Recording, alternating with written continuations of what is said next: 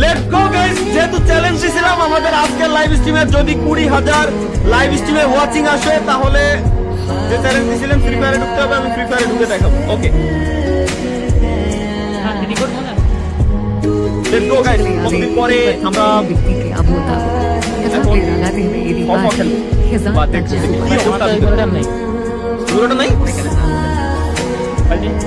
Mobile তো দেখতে পারি ভাই খেলেন না এসে একটা মিনিট পর আমি ভিতরে দিই, আমি আবার দরকার নেই, কারণ আমিও জানি যে যদি হ্যাকার রিমুভ করা হতো আমার ডিসকর্ডে সবাই আমরা জানাই হ্যাকার রিমুভ করা হয়নি গ্যারান্টি, কারণ আমার যে পরিমাণে ভিডিও দেখছিল ওতে হ্যাকার রিমুভ করা হয়নি।